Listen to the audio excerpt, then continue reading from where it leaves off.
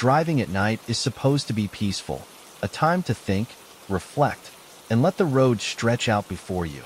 But for me, it's a reminder of the most terrifying night of my life. It happened in February 2022. I was driving back to Dallas from a weekend trip in rural New Mexico. The route took me through miles of empty desert, where the only light came from my car's high beams and the faint glow of the moon. The highway was desolate, with no other cars in sight. I'd driven this route before and thought I knew what to expect. A long, quiet night with nothing but the hum of the engine for company. But this time, the road had something else in store for me. It was just after midnight when I first noticed the headlights. They appeared in my rearview mirror, distant but steadily approaching. At first, I was relieved. After hours of driving alone, another vehicle felt like a lifeline, a connection to the rest of the world. But as the lights grew closer, I realized something was off. The vehicle behind me wasn't behaving normally. It was a large truck, an old semi with a rusted grille and faded paint. The headlights were too bright, almost blinding, and they swerved slightly as the truck closed the distance between us. I stayed in the right lane, expecting it to pass, but it didn't. Instead, the truck slowed down, matching my speed and lingering just behind me. My unease grew as I glanced in the mirror. The truck's windshield was dark, and I couldn't make out the driver. I tapped the brakes lightly, hoping it would prompt them to pass. That's when the honking started. The sound was deafening, a long, blaring horn that echoed across the empty desert. I sped up, my heart racing. The truck stayed with me, its headlights filling my mirrors and casting long shadows across the road. What the hell is wrong with this guy? I muttered, gripping the wheel tightly. No matter how fast I drove, the truck stayed on my tail, its horn blaring intermittently. After several miles, I spotted a rest stop ahead. I decided to pull in, hoping the truck would continue down the highway. As I slowed and turned off the road, the truck did the same, its headlights cutting sharply into the parking lot behind me. Panic set in as I pulled into a parking space and shut off the engine. The truck stopped a few yards away, its headlights still blindingly bright. For a moment, everything was silent. Then, the truck's engine roared, and it lurched forward. I barely had time to react. The truck barreled toward me, its horn blaring again. I scrambled to restart the car, my fingers fumbling with the keys. Just as the truck reached my bumper, I managed to throw the car into reverse and slam on the gas. The tires squealed as I sped out of the parking lot, the truck following close behind. Back on the highway, I pushed the car to its limits, the speedometer needle climbing higher than I'd ever dared before. The truck stayed with me, its headlights a constant presence in my mirrors. I tried calling 911, but my phone had no signal. That's when I noticed something even stranger. The truck's headlights weren't reflecting on the road. No matter how bright they were, the asphalt remained dark, as if the light wasn't real. A chill ran down my spine as I realized I wasn't being chased by a normal vehicle. The truck's horn blared again, louder this time, and I felt the car shudder as it bumped my rear bumper. Desperate to escape, I took the next exit, a narrow road that wound through the desert. The truck followed, its headlights cutting through the darkness as it gained on me. The road grew rougher, the asphalt cracked and uneven. My car bounced and jolted, but I didn't dare slow down. Then, the truck's horn stopped. I glanced in the rearview mirror, expecting to see it still behind me. But the road was empty. The headlights were gone, and the only sound was the wind whistling through the cracked window. Relief washed over me as I slowed the car, my hands shaking on the wheel. But just as I started to breathe again, the truck appeared in front of me. It materialized out of nowhere, its massive grille filling the windshield. I slammed on the brakes, the car skidding to a stop just inches from the truck. Its headlights were blinding, and I could see the faint outline of a figure in the driver's seat. The figure didn't move. For what felt like an eternity, we sat there, the truck blocking the road.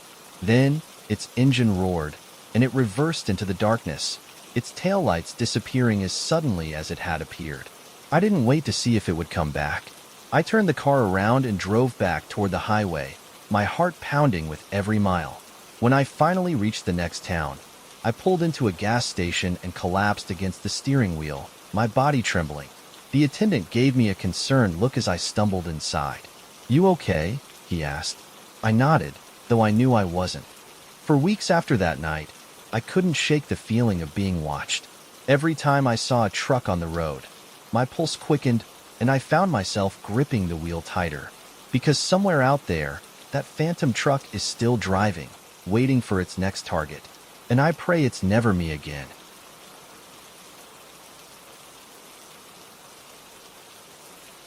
There's a strange beauty to night driving.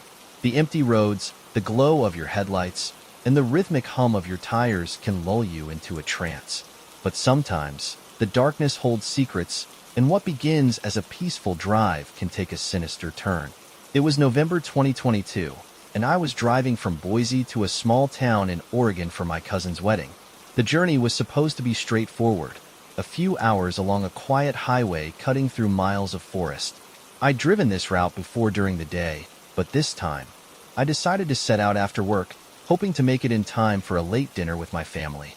The first 2 hours of the drive were uneventful, with only the occasional passing car breaking the monotony. I had my favorite podcast playing, a thermos of coffee in the cup holder, and the comforting thought of being with loved ones soon. But as the road wound deeper into the forest, a thick fog rolled in, and everything changed. At first, the fog was just a faint mist clinging to the edges of the road. But within minutes, it had grown denser, swallowing the trees and reducing my visibility to a few feet. My headlights seemed to bounce off the fog, creating an eerie white wall that made it hard to tell where the road ended and the forest began. I slowed down, gripping the wheel tightly as I navigated the twisting turns.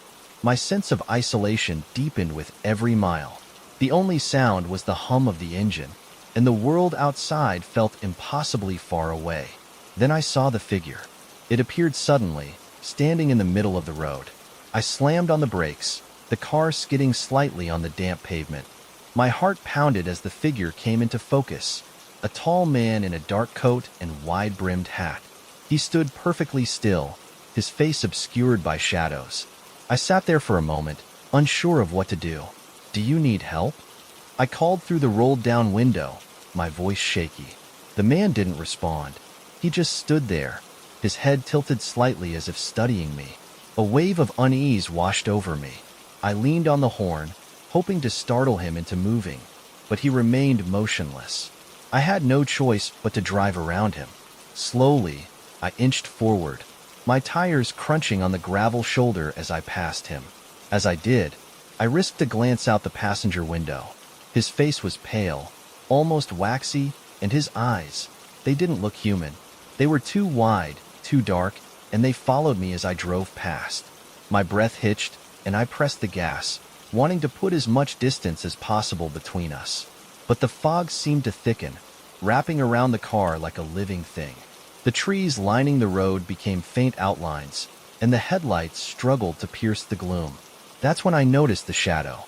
It flickered at the edge of my vision, darting between the trees.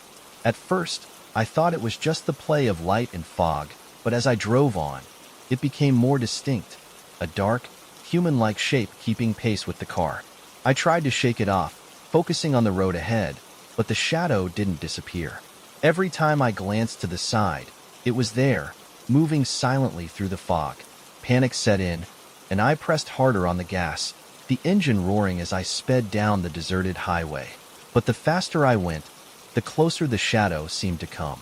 Suddenly, my headlights caught something in the road. It was the same man, standing in the exact spot I'd seen him before. My hands jerked the wheel instinctively, and the car swerved onto the shoulder. I managed to regain control just before hitting the ditch, my heart racing as I came to a stop. I looked back, expecting to see the man standing there. But the road was empty. I sat there for a moment, trying to catch my breath. My hands were trembling, and I could feel the adrenaline coursing through my veins. I had to keep going. Shifting the car into gear, I eased back onto the road, my eyes darting between the rearview mirror and the fog ahead. But as I drove, the shadow returned. It was closer this time, almost level with the car.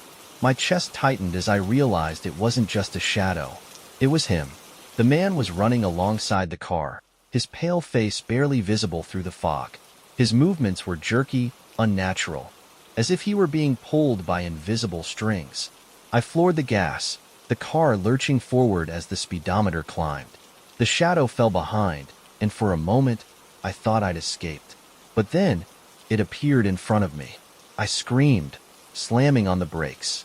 The car skidded to a stop, the tires squealing against the pavement.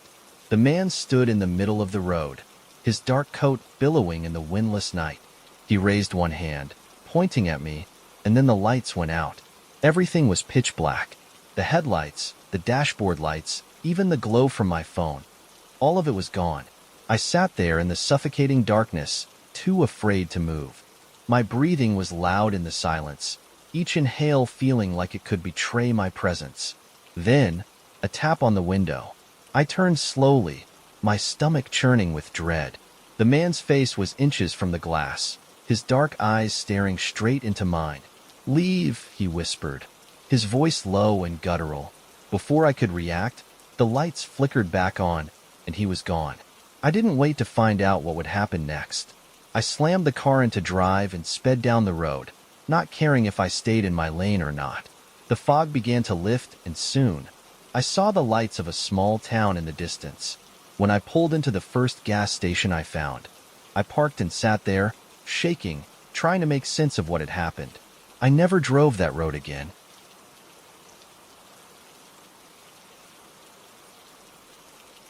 Night drives have a way of making the world feel endless, as if the road ahead stretches into forever. I used to find comfort in the solitude, the steady hum of the engine, and the hypnotic rhythm of the passing mile markers. But one night in November 2021, while driving through the backroads of northern Arizona, I discovered just how dangerous that endless feeling can be. I was returning home after visiting my sister in Flagstaff. The trip had been a spur-of-the-moment thing, and I hadn't planned my route well. Instead of taking the main highway, I decided to try a more scenic route that cut through the desert. At first, the drive was peaceful. The moon cast a silver glow over the empty landscape, and the stars were brighter than I'd ever seen. But as the hours wore on, fatigue began to creep in. That's when I saw the sign for a rest stop. It wasn't one I recognized, which was strange since I'd driven this area before. The sign was old, the paint faded, but the words were clear. Rest stop, 2 miles ahead. Relieved, I decided to pull over and stretch my legs. The rest stop came into view soon enough. A small parking lot with a single building and a few picnic tables scattered under dead-looking trees. The whole place had a forgotten, almost abandoned feel to it. I parked near the building and stepped out, the cold desert air biting at my skin.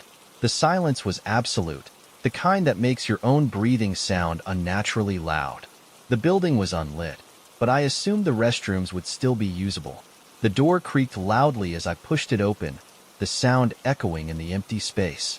Inside, the fluorescent lights flickered weakly, casting long, distorted shadows. The air smelled of mildew and something metallic, like rust.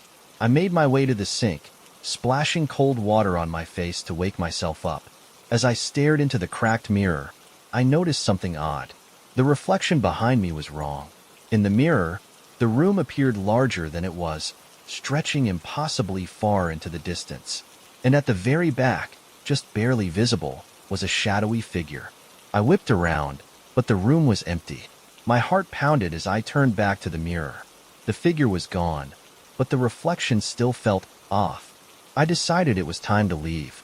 As I stepped outside, the air felt heavier, almost suffocating. The stars had disappeared, and the moon was shrouded in thick clouds. The parking lot was empty, completely empty. My car, which I had parked right by the entrance, was gone. Panic set in as I looked around, searching for any sign of it. The lot stretched endlessly in both directions, the asphalt cracked and uneven. "Hello?" I called out, my voice trembling. The only response was the wind, whispering through the dead trees. I grabbed my phone, but there was no signal. The battery, which had been nearly full when I left Flagstaff, was now at 1%. Before I could process what was happening, the screen went black. I stood there, alone in the oppressive silence, unsure of what to do. Then, in the distance, I heard it, a low, rumbling sound, growing louder with each passing second. Headlights appeared on the horizon, and I felt a wave of relief.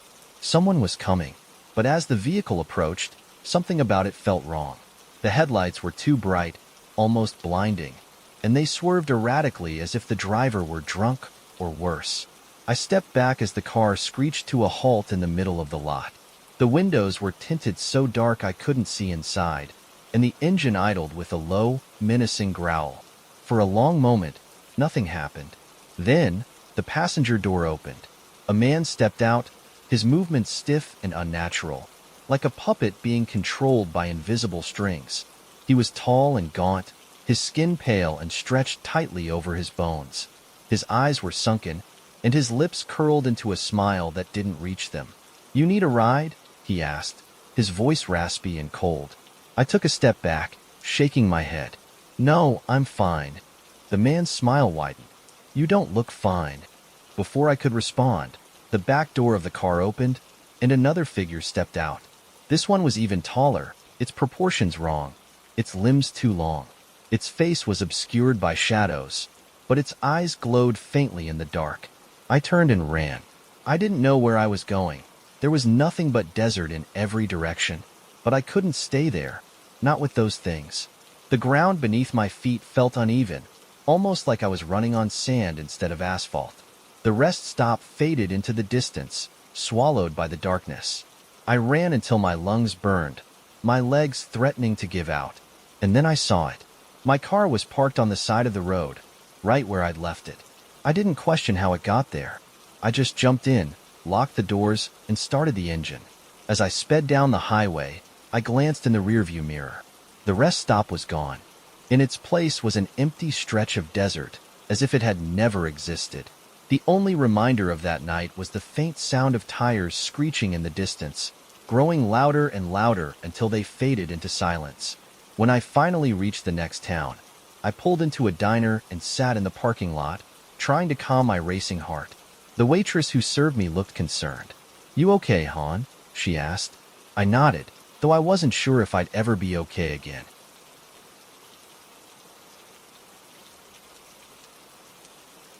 Driving at night can feel endless, but for me, it became a literal nightmare.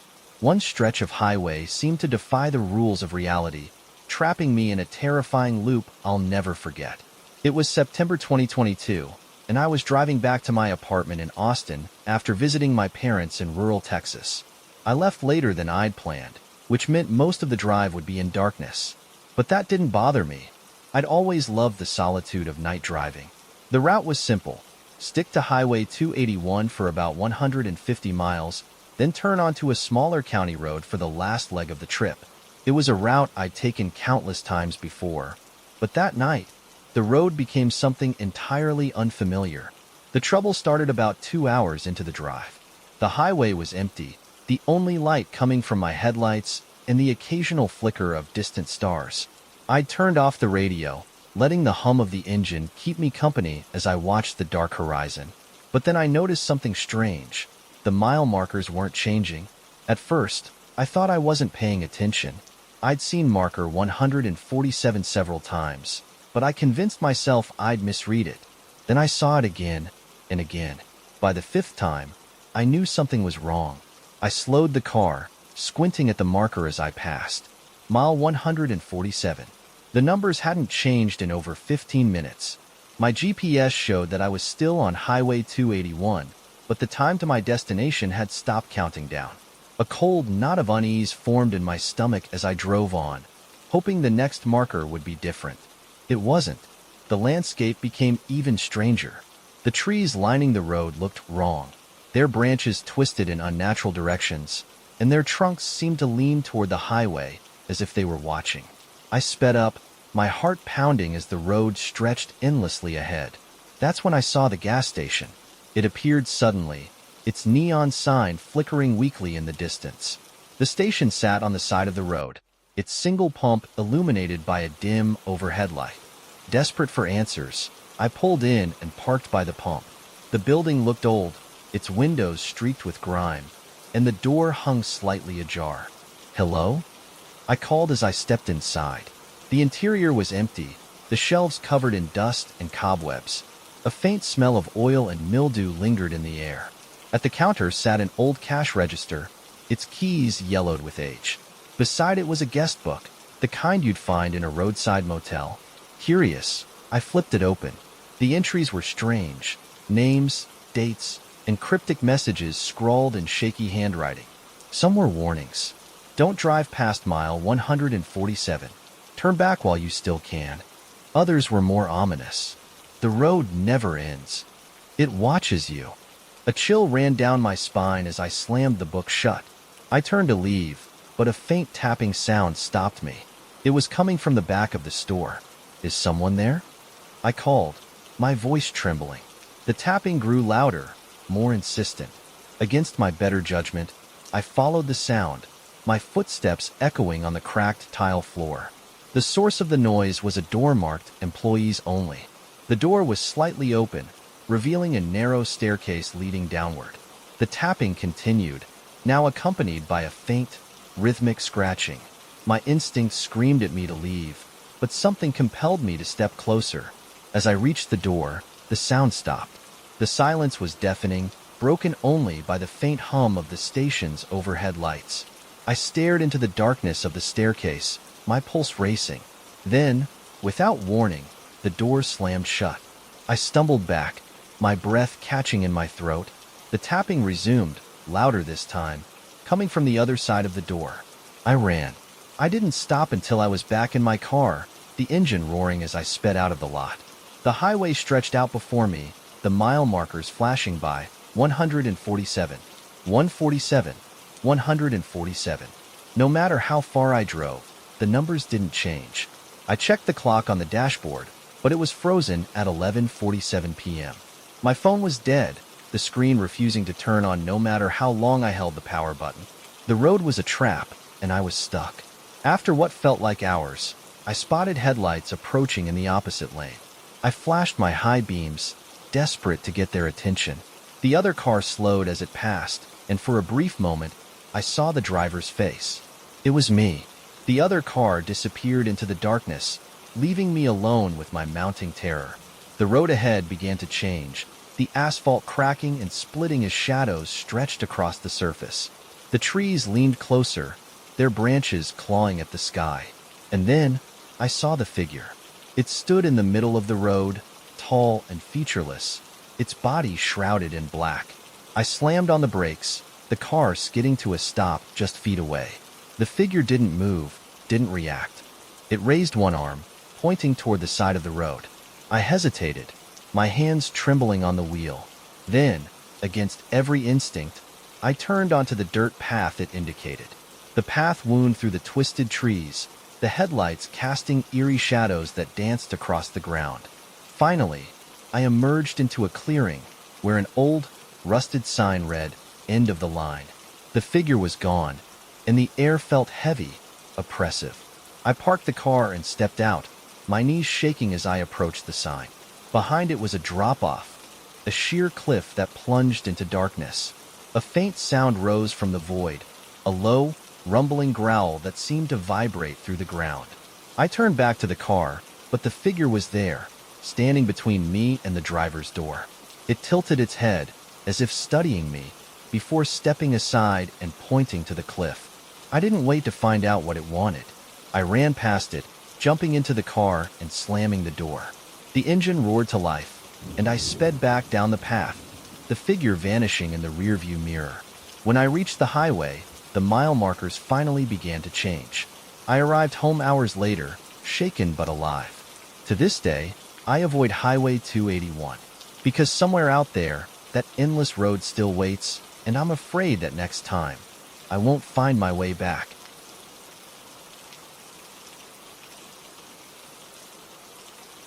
Night driving has always been a strange kind of therapy for me.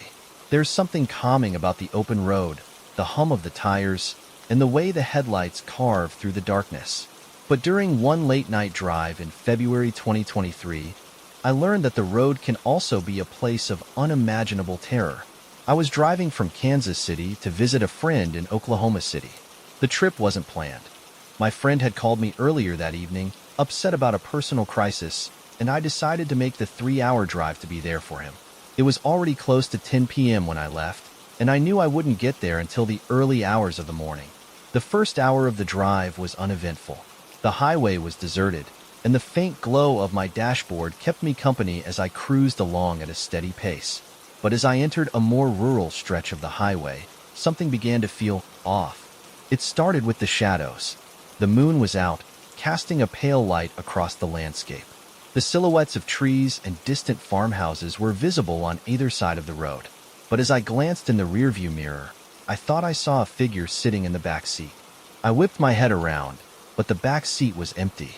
"Get a grip," I muttered to myself, turning the radio on to drown out the growing unease. But the feeling didn't go away. A few miles later, I saw something strange on the side of the road. It was a car, parked haphazardly on the shoulder, its hazard lights flashing weakly. As I approached, I noticed a figure standing next to the car, waving one arm. I slowed down, debating whether to stop and help. The figure was a woman, her face pale and her hair disheveled. She looked directly at me, her eyes wide with fear, but something about her didn't feel right. Her movements were jerky, almost mechanical, and her expression was frozen, as if it were painted on. My instinct screamed at me to keep driving, so I did. As I passed her, I glanced in the rearview mirror. She was gone. I hit the brakes, my heart pounding. The car was still there, its hazards blinking, but the woman had vanished. A chill ran down my spine as I stared at the empty road behind me. Then, out of nowhere, my phone lit up with an incoming call. The number was unknown. I hesitated before answering. "Hello?"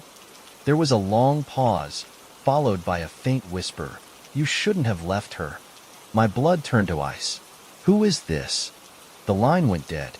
I threw the phone onto the passenger seat and floored the gas pedal, desperate to put distance between me and whatever was happening. But the terror was just beginning. About 20 minutes later, my car began to act up. The engine sputtered, and the headlights flickered. I pulled over, cursing under my breath as I popped the hood. As I stepped out, the cold night air hit me, and I realized just how isolated I was. The highway stretched into darkness in both directions, and there wasn't a single car in sight. I shone my flashlight on the engine, but nothing seemed wrong. That's when I heard it, a faint tapping sound, coming from behind me. I turned around, shining the flashlight into the darkness. At first, I saw nothing, but then, about 50 feet away, a figure emerged from the shadows. It was the woman I'd seen earlier, standing completely still on the side of the road. My breath caught in my throat as I took a step back. "What do you want?" I shouted, my voice trembling. She didn't respond. Instead, she raised one arm and pointed at something behind me. I turned, my flashlight sweeping across the car. The back seat was empty, but as I moved the beam back toward the woman, she was suddenly much closer, standing just a few feet away. Her face was expressionless, her eyes wide and unblinking. "Leave," she whispered, her voice barely audible. I didn't wait to find out what she meant. I jumped into the car, slammed the door, and sped off. The road ahead felt endless, the darkness pressing in from all sides. My heart raced as I checked the mirrors, half expecting to see her in the back seat again. Then, my phone lit up once more. This time, the caller ID read, "Unknown passenger." I didn't answer, but as the phone continued to ring, the air inside the car grew colder, and a faint whisper filled the cabin. "You can't escape."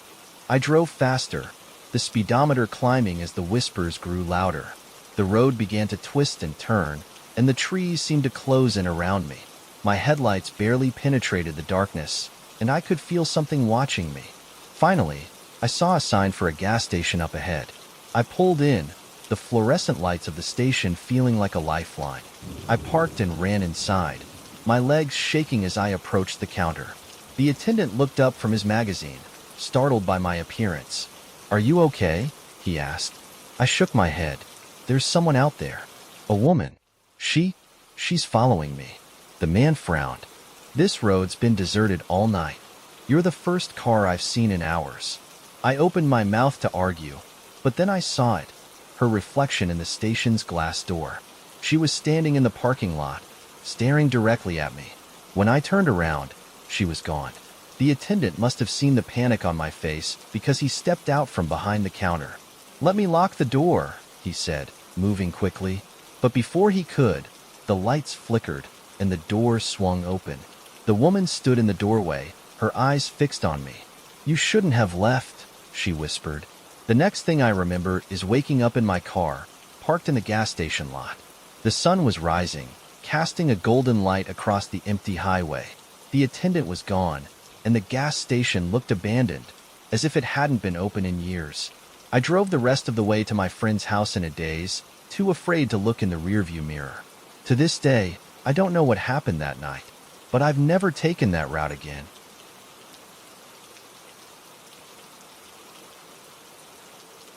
Driving long stretches of highway at night can be hypnotic. The rhythm of the road, the faint glow of the moon, and the hum of the engine create an eerie kind of tranquility. But sometimes, that stillness can turn into something far more sinister. In October 2022, I was driving from Denver to a small town in Wyoming for work. The trip wasn't long, but it required taking an isolated highway through miles of barren plains. The route was known for its lack of cell service and few places to stop, but I'd driven it before and wasn't worried. I left around 10 p.m., hoping to avoid traffic and make good time. For the first 2 hours, the drive was peaceful. The open road stretched out before me, the stars glittering in a clear sky. But as I neared the halfway point, things started to feel off. It began with the headlights. I was the only car on the road, but in the distance, a cluster of lights appeared behind me. At first, I thought it was a convoy of trucks, the kind you often see on these long highways. But as they grew closer, something about them seemed wrong. The lights were too bright, almost blinding, and they swerved unpredictably, as if the vehicles were weaving in and out of lanes. I slowed down slightly, hoping they would pass, but they didn't. Instead, the convoy slowed to match my speed, the lights growing brighter as they drew closer. I gripped the wheel tightly, glancing in the rearview mirror. The headlights were close enough now that I could make out the outlines of the vehicles.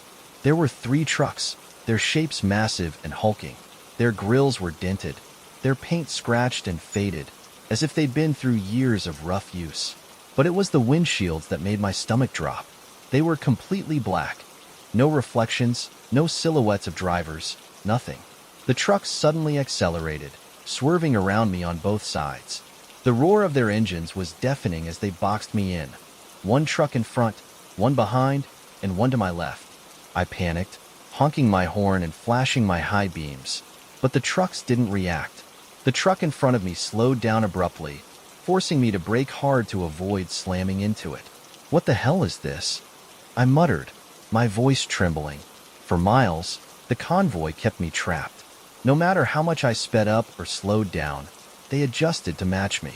The truck on my left veered dangerously close, its massive tires inches from my car. I rolled down my window, shouting for the driver to back off, but there was no response. When I looked again, I realized why. There was no one in the cab. My blood ran cold as I stared at the empty truck, its engine roaring as it veered closer. I slammed on the brakes, letting the convoy surge ahead. For a moment, I thought I was free. But then, the trucks disappeared. The road ahead was empty, the taillights of the convoy nowhere to be seen. I exhaled shakily, trying to calm my racing heart. It was as if they'd vanished into thin air. But just as I started to relax, the lights reappeared. This time, they were in front of me. The trucks materialized out of the darkness, their headlights blinding as they came to a dead stop in the middle of the road. I swerved onto the shoulder, the tires skidding on the gravel. My car came to a halt, the engine sputtering as I tried to catch my breath. The trucks were still there, lined up across the road, their engines idling loudly. Then, one by one, their headlights turned off. The darkness was suffocating, the only sound the faint whistle of the wind. I turned my high beams on, but the trucks were gone. I sat there for a moment, my hands shaking on the wheel. The road ahead was clear, but I couldn't shake the feeling that I wasn't alone. I started the car and drove cautiously forward, scanning the sides of the road for any sign of the convoy. A few miles later, I saw them again. This time, They were parked on the shoulder, their hazard lights blinking faintly. I slowed down, curiosity mingling with fear. As I passed, I noticed something chilling. The trucks were covered in frost, their windows fogged over, and written in the condensation on the nearest windshield was a single word: run. I didn't need to be told twice. I floored the gas, the car speeding down the highway as my pulse raced. But no matter how far I drove, the feeling of being watched didn't go away. The road seemed endless, the mile markers blending together as the darkness pressed in around me. Eventually, I saw lights ahead, a gas station glowing like a beacon in the night. I pulled in, parking near the entrance as I stumbled out of the car. The clerk inside gave me a strange look as I approached the counter, my breath coming in ragged gasps. "You okay?" he asked. "There were trucks," I stammered. 3 of them. They followed me, and then they disappeared. The clerk's expression darkened. "You're not the first to say that," he said quietly. He gestured to a bulletin board on the wall, where faded newspaper clippings were pinned. One headline caught my eye: "Phantom Convoy Haunts Local Highway." My stomach turned as I read the article. It described multiple sightings of ghostly trucks on the same stretch of road, their origins unknown. I left the gas station shaken, determined to put as much distance as possible between me and that highway. To this day, I avoid driving at night, especially on deserted roads, because somewhere out there, the Phantom Convoy is still roaming, waiting for its next target. And I never want to see those black windshields again.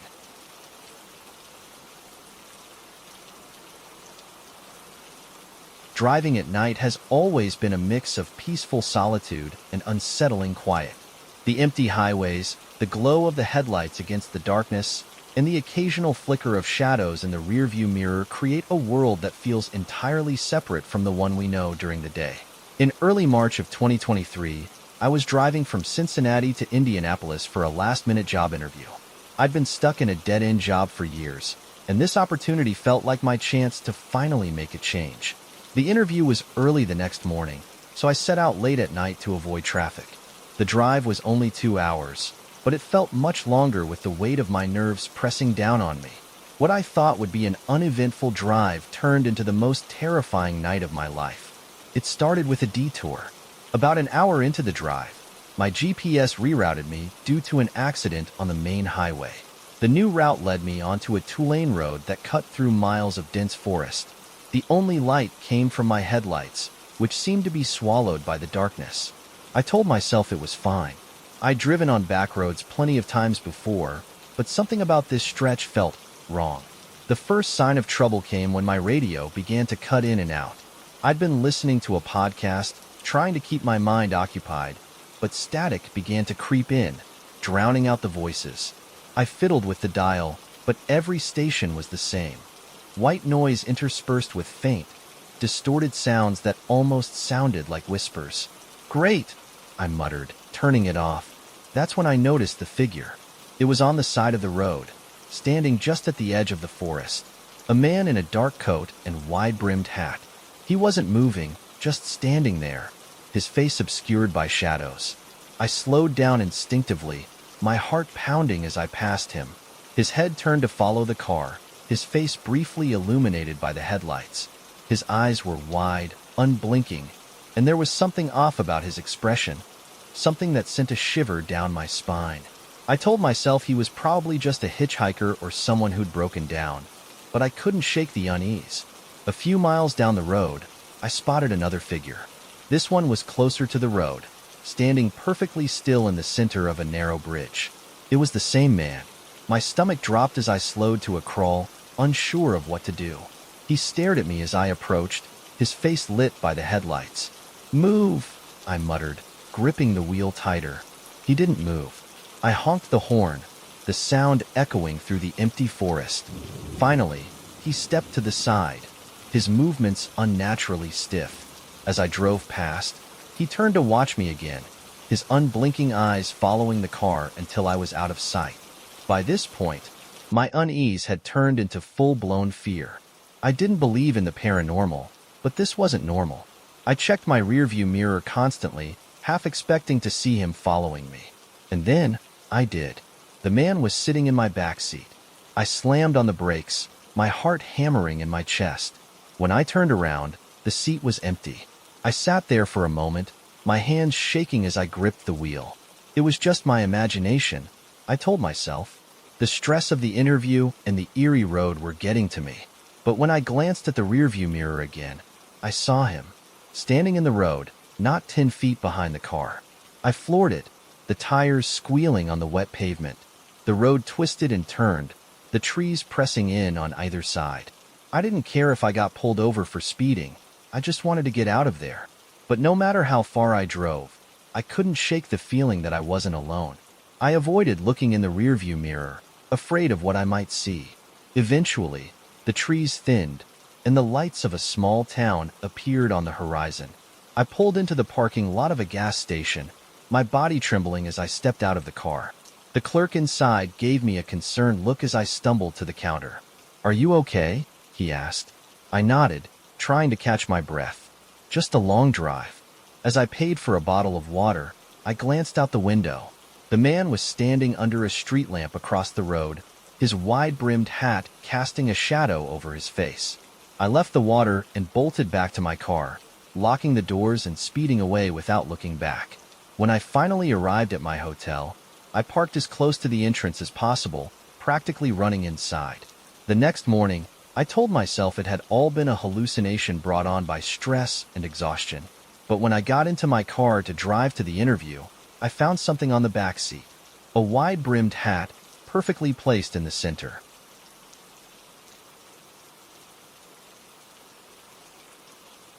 Long stretches of empty highway at night can play tricks on your mind.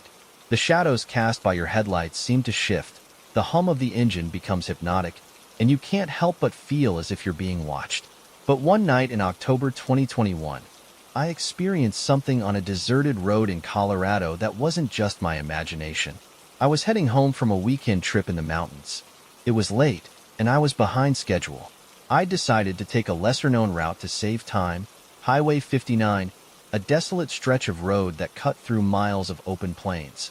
I'd driven this route before during the day, but at night, it was an entirely different world. The darkness was absolute, the road lit only by my high beams. The nearest town was over 50 miles away, and my phone had lost service hours ago. What started as an ordinary drive quickly became a nightmare. It began with the fog. One moment, the road was clear, and the next, a thick, white mist rolled in out of nowhere. It clung to the ground, swirling like it had a mind of its own. My headlights barely penetrated the dense fog, reducing my visibility to just a few feet. I slowed down, gripping the wheel tightly as I strained to see the road ahead. The first sign that something was wrong came when I realized the road signs were missing. I'd driven this route enough times to know there should have been a sign marking a curve about 10 miles in. But as I crept forward, there was nothing. No markers, no reflective paint, just the unbroken black of the asphalt stretching into the fog. A sense of unease settled over me. I told myself it was probably just the fog obscuring the signs, but deep down, I knew that wasn't the case. And then, the road began to change. The asphalt, once smooth and familiar, grew cracked and uneven. Potholes appeared seemingly out of nowhere, and the white lines that had guided me disappeared entirely. The fog grew thicker, muffling the sound of the engine and the tires against the pavement. It was as if the world outside the car no longer existed. Just me, the road, and the impenetrable white mist. Then I saw the figure. At first, it was just a shadow, a dark shape looming on the edge of the fog. As I got closer, the shape became clearer. It was a man, standing perfectly still in the middle of the road. I slammed on the brakes, the tires screeching against the cracked asphalt. The car came to a stop just feet away from him. He didn't move. I honked the horn, the sound blaring through the silence. The man turned his head slowly, his face emerging from the shadows. He was pale, almost colorless, and his eyes were wide and unblinking. He stared at me for what felt like an eternity before raising one hand and pointing into the fog. I followed his gesture, my stomach churning with unease. The fog parted just enough to reveal another road branching off to the left, one I didn't recognize. When I turned back toward the man, he was gone. The road ahead of me had vanished as well, swallowed by the fog. The only path forward was the unfamiliar road he'd pointed to. I hesitated, every instinct telling me to turn around. But the road behind me had disappeared too, replaced by a wall of dense, swirling mist. With no other option, I turned onto the new road. This road was different. The asphalt was rough and uneven, and the edges crumbled into loose gravel. The fog seemed even thicker here, pressing against the windows like it was trying to get inside. I drove slowly, my hands gripping the wheel so tightly that my knuckles turned white. Then I noticed the shadows. They moved just beyond the reach of my headlights, flickering across the fog like distant figures. At first, I thought it was just my imagination, but the longer I drove, the more distinct they became. Shapes that looked like people, running alongside the car but never getting closer. I rolled up the windows, my pulse racing, and then I saw the car. It was parked on the side of the road, its hazard lights flashing weakly. I slowed down, peering out the window. The car looked ancient, its paint peeling and its tires half buried in the gravel. Something about it felt wrong, but I couldn't just leave it there. I pulled over and got out, the cold air biting at my skin as I approached the vehicle. The car was empty. The driver's door was open, swinging slightly in the wind. The interior was covered in dust, as if it had been sitting there for years. Then I noticed the footprints. They led from the car into the fog, disappearing into the darkness. I was about to turn back to my own car when I heard it, a faint whisper, coming from somewhere deep in the fog. The whisper grew louder, more distinct, until it became a voice. "Help me," it said, barely audible over the sound of the wind. I froze, every instinct screaming at me to get back in the car and leave. But then the voice came again, more insistent. "Help me." Against my better judgment, I followed the footprints. The fog grew thicker as I walked, the cold seeping into my bones. The footprints led to a clearing, where the ground turned to dirt. In the center of the clearing was a hole, a deep, dark pit that seemed to swallow the light. I stared into the pit, my heart pounding. The whispering was louder now, coming from the darkness below. Then, something moved. A hand reached out of the pit, pale and skeletal, its fingers clawing at the edge. I stumbled backward, tripping over a root and falling to the ground. The hand was followed by an arm, then a head, as something began to pull itself out of the pit. It wasn't human. Its eyes glowed faintly in the darkness, and its mouth twisted into a grotesque grin. I scrambled to my feet and ran, the whispers turning into guttural growls behind me. When I reached my car, I threw the door open and slammed it shut, flooring the gas pedal. The road ahead of me stretched endlessly into the fog, but I didn't stop. Eventually, the fog began to thin, and the familiar lines of the highway reappeared. I pulled into a gas station hours later, my hands still trembling as I gripped the wheel. The attendant gave me a strange look as I stumbled inside. "You okay?" he asked. I nodded, though I knew I wasn't, because as I turned to leave, I saw the pale figure standing at the edge of the parking lot, watching me with glowing eyes.